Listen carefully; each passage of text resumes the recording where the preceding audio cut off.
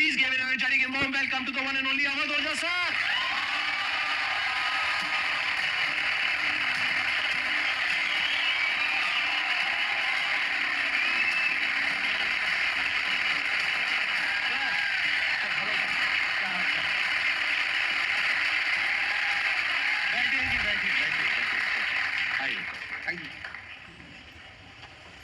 इससे पहले कि ऑडियंस आपसे कुछ क्वेश्चंस पूछे, मेरे माइंड में एक क्वेश्चन आ रहा है। आईएएस में कितने लोग हैं जो हर साल उसके लिए अपीयर करते हैं? 5 से 6 लाख के आसपास। और सीट्स कितनी है?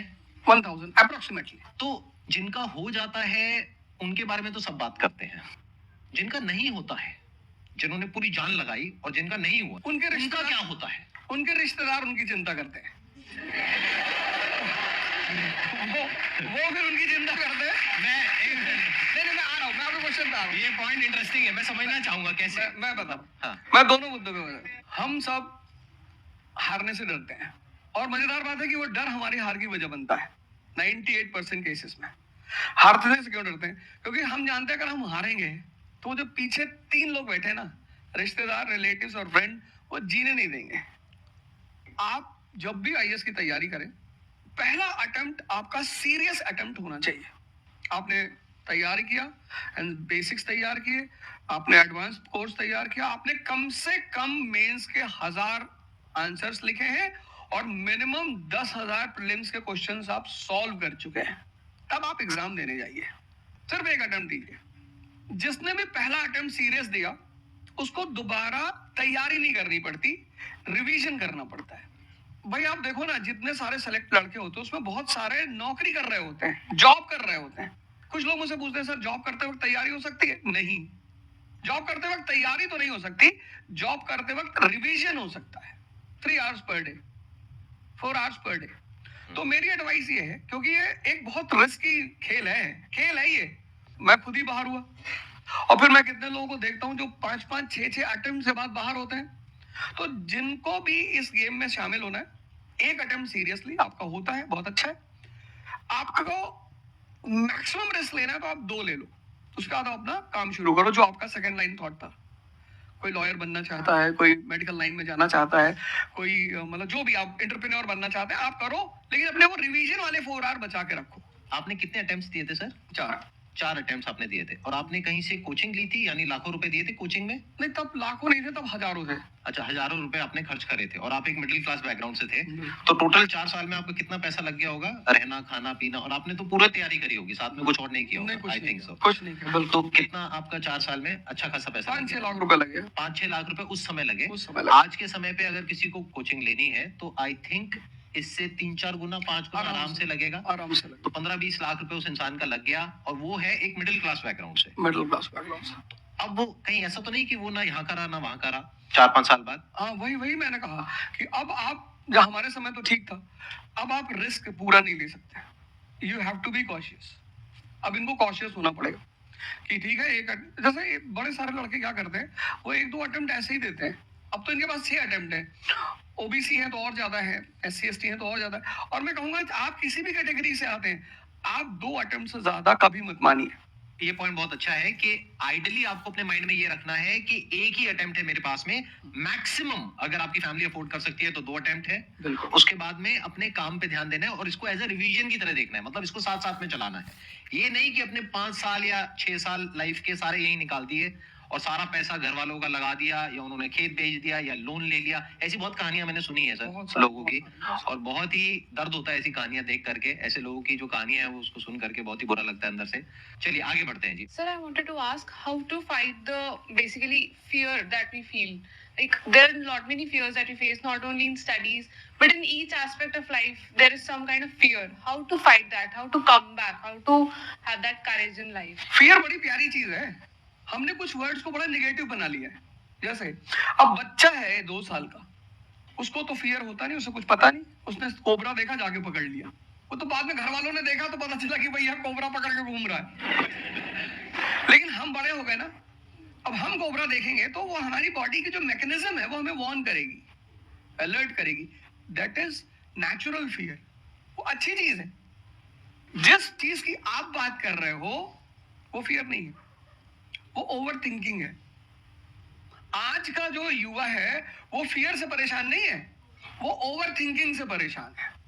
अब ये ओवर थिंकिंग क्यों है, उस फैक्टर पे आते हैं। ओवर थिंकिंग की वजह क्या? ओवर थिंकिंग की वजह ये है कि आज का समाज इतना एक्सपैंड कर चुका है।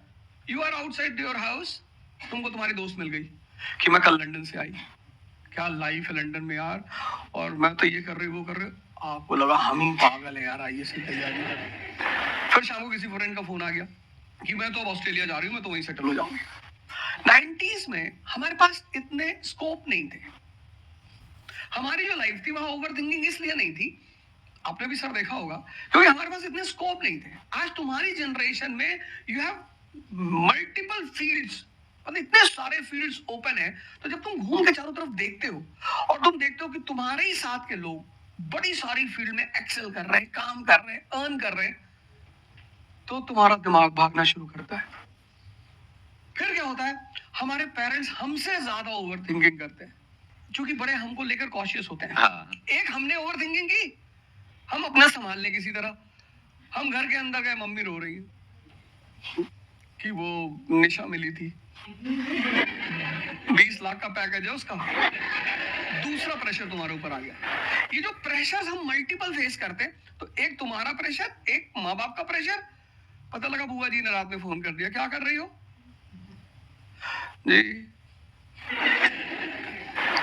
तुम सारे लोग प्रेशर से लड़ रहे हो इस वक्त, मल्टीपल फ्रंट पे। ये कोई फियर हुआ नहीं है। ये प्रेशर दूर कैसे होगा, इस पे थोड़ी सी बात कर ले। जहां इंटरनल ताकत है वहां कॉन्फिडेंस है। आज का युवा क्या कर रहा है, बादाम का तेल लगा रहा है, बादाम की क्रीम लगा रहा है, बादाम का साबुन लगा रहा है, खा रहा गुटखा।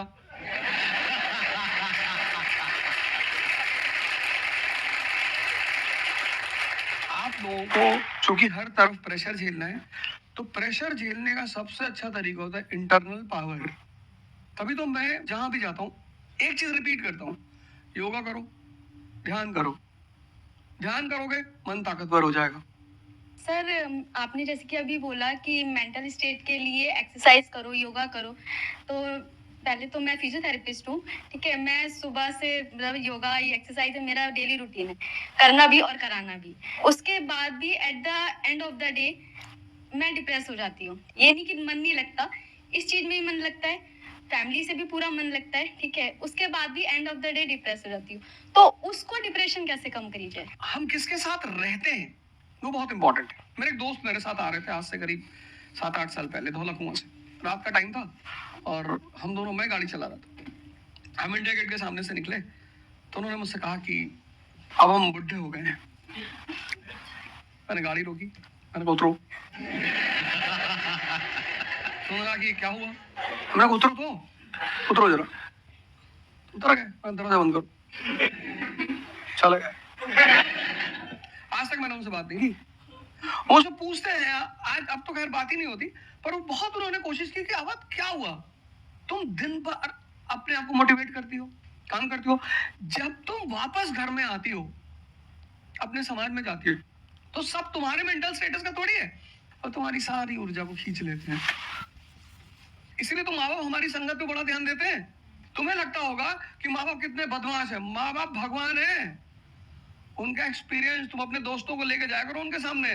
कोई अल्ट्रासाउंड क्या करेगा जितना माँ बाप करते हैं, कोई स्कैनर क्या करेगा, बात है, देख के कोई फोटो कैमरा क्या फोटो खींचेगी, देख के बता देते हैं। बहुत दुष्ट है ये, इसकी आंख के नीचे देखो यहाँ निशान, बहुत दुष्ट है ये। और वो लॉजिक बड़ी अच्छी सी देते हैं, कोई कुछ भी देते हैं लेकिन बड़ा अच्छा सा लॉजिक देते हैं। तो ये हमारे साथ होता है, इसलिए हमें पहले गुरुकुल भेजा जाता था। और आज की हमारी सोसाइटी इसको सिर्फ नेगेटिव दिखाई पड़ रहा है। मैं अभी अब घर गया था, हमसे लोग कह रहे भैया 24 का चुनाव लड़ोगे? मैंने कहा यार पॉलिटिकल पार्टियां कह रही है कि तुम सीधे प्रधानमंत्री बन जाओ। अननेसेसरी परेशान किए होगे, अननेसेसरी दूसरों से मत। और ये एक जगह का नहीं है, ये यूनिवर्सल हो चुका है। तुमने कह दिया कि मैं आईएएस की तैयारी कर रही हूँ, अरे नहीं होता किसी का। तिवारी जी की लड़की दी थी, 2 साल बाद पागल हो गई। तुम इतने डिप्रेस समाज में रह रहे हो। वो तो महेश्वरी जी जैसे लोग हैं जिन्होंने बहुत लोगों को जिंदा कर रखा है।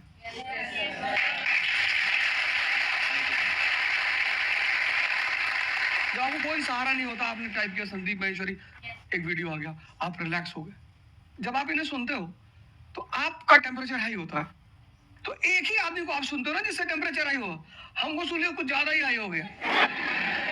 लेकिन 2 लोगों को छोड़ दो, 3 लोगों को छोड़ दो, 4 लोगों को, ऐसे 10-12 लोग हिंदुस्तान में, पॉपुलेशन 1 बिलियन 50 करोड़, तो तुम 10 लोगों को सुनो और बाकी जो तुम्हारे साथ 500 जुड़े हैं वो तुम्हें तो नीचे ले जा रहे हैं।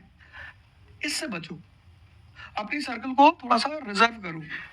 तुम किससे बात करते हो, कौन सा लिटरेचर पढ़ते हो, लिटरेचर पर ध्यान दो। जैसे मैं रश्मिरथ पढ़ता रहता हूँ, खाली हुआ, प्रसादों के कनकाब शिखर होते कबूतरों के ही घर। ये जो बड़े बड़े मकान है, कभी किसी बाज को यहाँ रहते हुए देखा? कबूतर रहते हैं।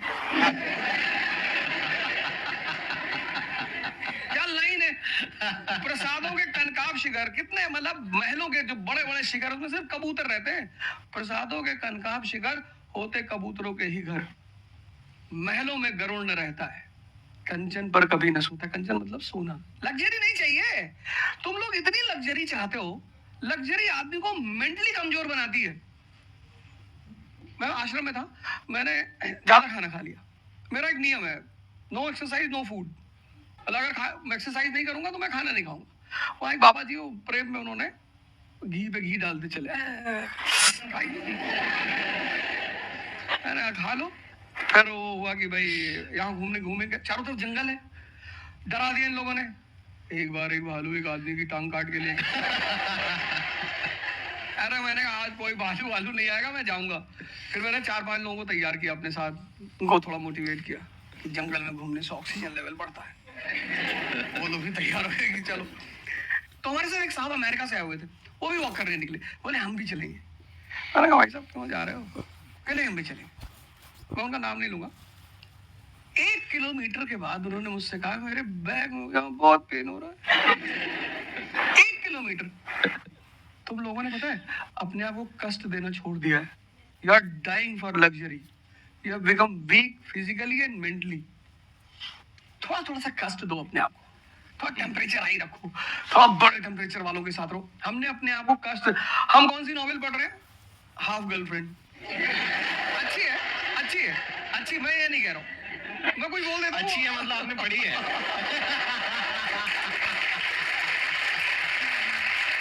नहीं तो कोई पकड़ निकाल लेगा, कोई वो क्लिपिंग निकाल लेगा, ओ गाली दे रहे थे। नहीं, आपने बहुत सारी गलतियां कर दी, आपकी जनरेशन ने अपने को कष्ट देना छोड़ दिया। आप पढ़िए बड़े बड़े लोग, अंबेडकर को पढ़ो, उनका जीवन संघर्षों का, प्रभु राम का जीवन पढ़ो, ये सब संघर्ष, ये सब लोग हैं जिन्होंने जीवन में लड़ाइयां लड़ी है। आपने उनको साइडलाइन कर दिया। आप राणा प्रताप के बारे में कुछ जानते ही नहीं हो, आपको वो पोएम याद ही नहीं है, खूब लड़ी मर्दानी वो तो झांसी वाली रानी थी। आपको तो एक चीज बता दी, twinkle twinkle how I wonder. आप वंडर किए जा रहे हो पूरी जिंदगी में। आपने कहा कि पूरे दिन मैं अपना काम करती हूँ, दैट इज फिजियोथेरेपी जो आप करते हैं, और शाम तक आते आते आपको थोड़ा सा डिप्रेस फील होता है, Yes. थोड़ा सा डाउन फील होता है, तो उसके पीछे क्या रीजन है आप बताइए।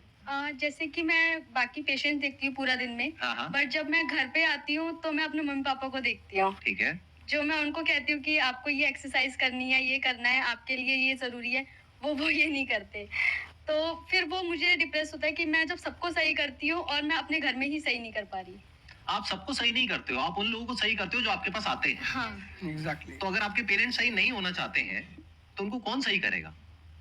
बेसिकली हमारी प्रॉब्लम क्या है कि जो नहीं करना चाहता उसको भी करवाना चाहते हैं। एग्जैक्टली। फॉर एग्जाम्पल आप में से यहाँ पे कुछ लोग बैठे हैं और बैठे हैं जो कहते हैं कि भाई आप कुछ भी बोल दो, हम तो जैसे थे वैसे ही रहेंगे, उखाड़ दो जो उखाड़ सकते हो, आप अकेले आ जाओ, आप साथ में हो जाओ, सर को ले आओ, आप 10 को ले आओ, हम तो नहीं बदलने वाले। उनका कोई कुछ कर सकता है? समझ गए? तो यहाँ पे किसका एक्चुअल में किसकी लाइफ बदलने वाली है? यहाँ पर हो सकता है कुछ साल बाद आप ही में से कोई यहाँ पर बैठा होगा, बट वो इंसान कौन होगा?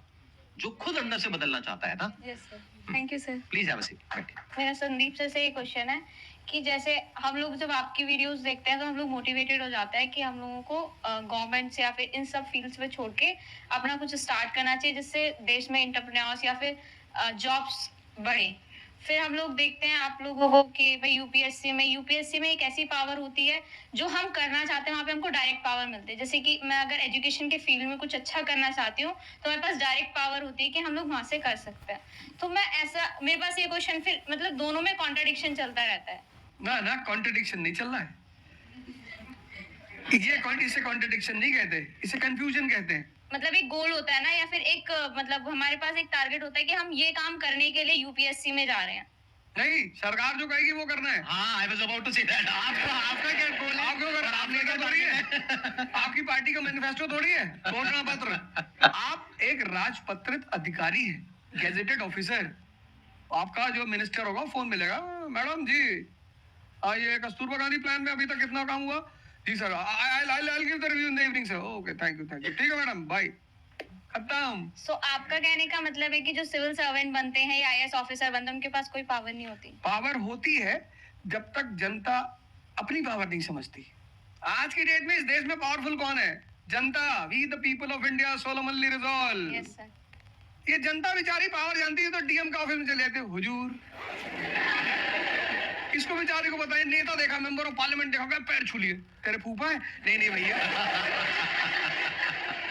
नहीं भैया, सांसद जी है तो क्यों पैर छू रहा है? तो पावर इस असलियत में इस देश की जनता के पास है।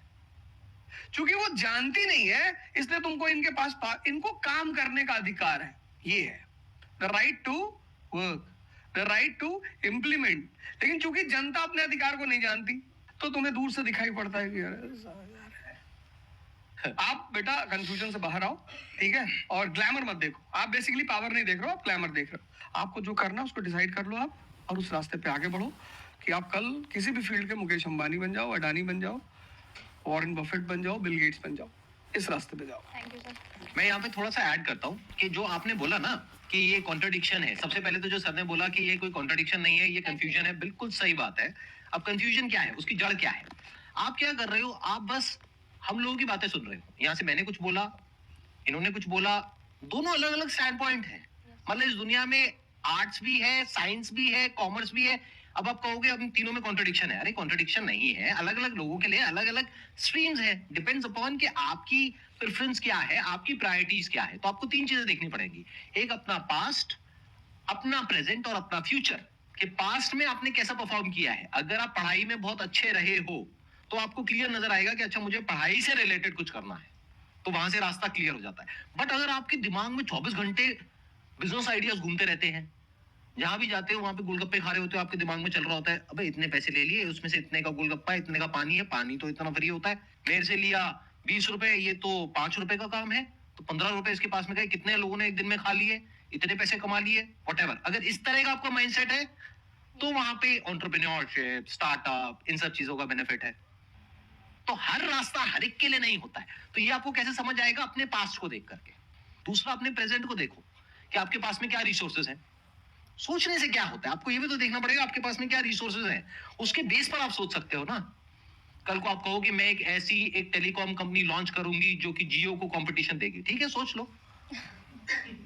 कुछ नहीं होगा।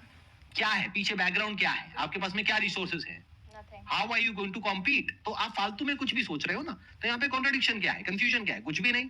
तो जब आपके रिसोर्सेज ही आपको अलाउ नहीं कर रहे वो करने के लिए, तो सोच क्यों रहे हो? तीसरा, फ्यूचर में आप अपने लिए कैसी लाइफ चाहते हो? जैसे सर ने कहा कि पावर नहीं मिलती है वहां पे सर्व करना होता है। इस गलतफहमी से बाहर आ जाओगे, वहां पे पावर मिल जाएगी। पावर तो पूरी की पूरी एक हिरार्की है, जिस हिरार्की में टॉप पर पब्लिक बैठी है एक्चुअल में, वो हमें पता ही नहीं है। हमारे हाथ में पावर है, किसको वोट करना है, किसको पावर में लेकर के आना है।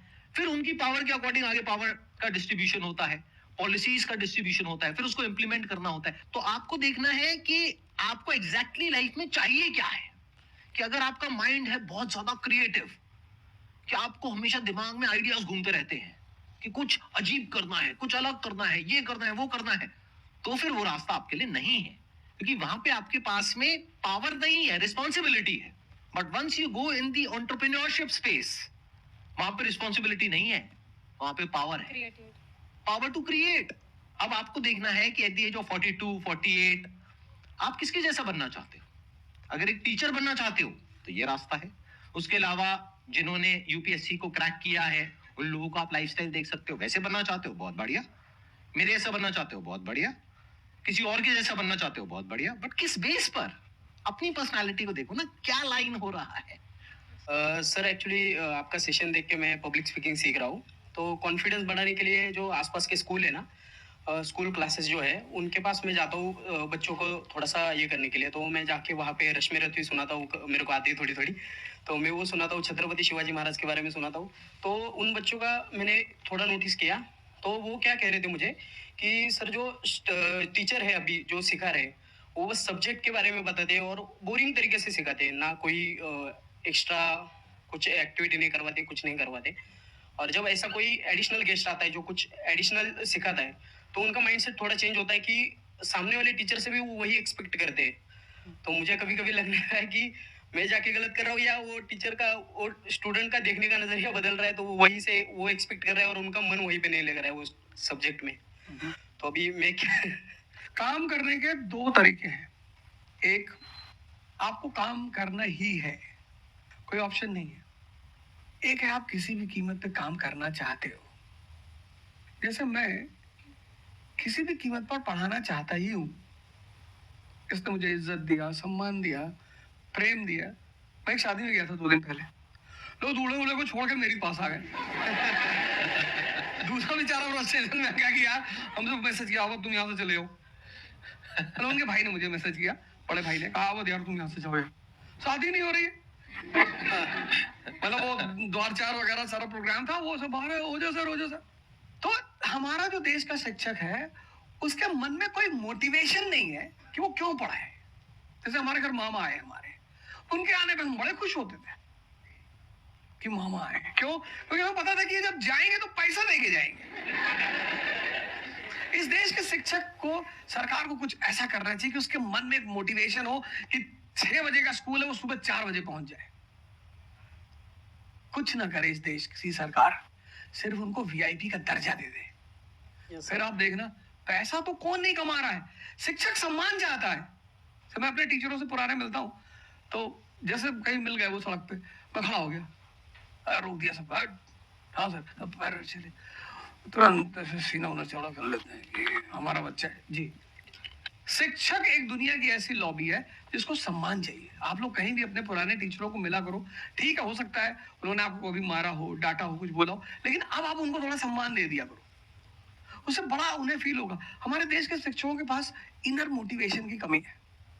कुछ लोग हैं जो इंडिविजुअल मोटिवेटेड रहते हैं, वो करते हैं कई सारे टीचर, लेकिन वो इंडिविजुअल, कुछ लोग होते हैं ना जिनको अपने धर्म का एहसास होता है, उनके लिए वो ड्यूटी नहीं होती, वो धर्म है उनका।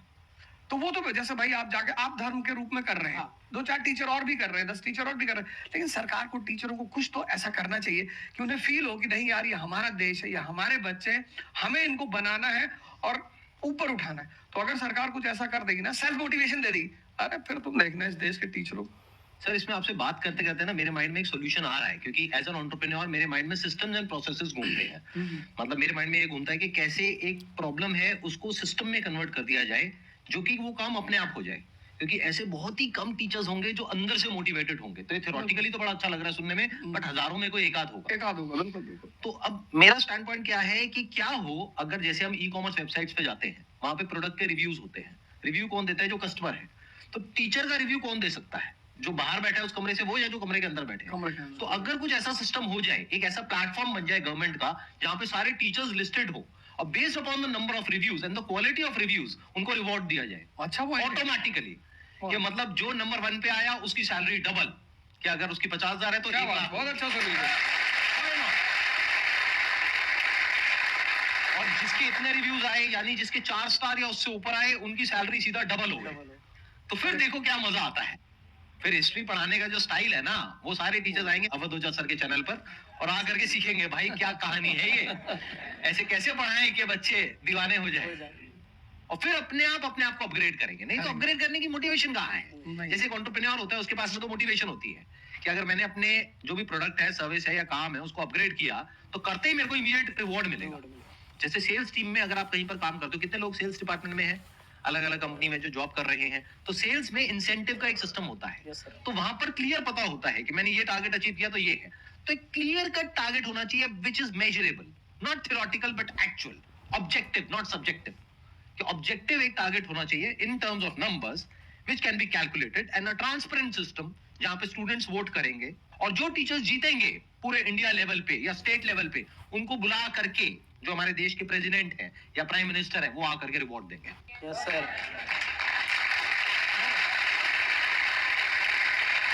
Thank you so much sir आने के लिए यहाँ पर, दिल से धन्यवाद। मुझे बड़ा अच्छा लगा आपसे बात मुझे करके। बहुत अच्छा लगा यहाँ पे।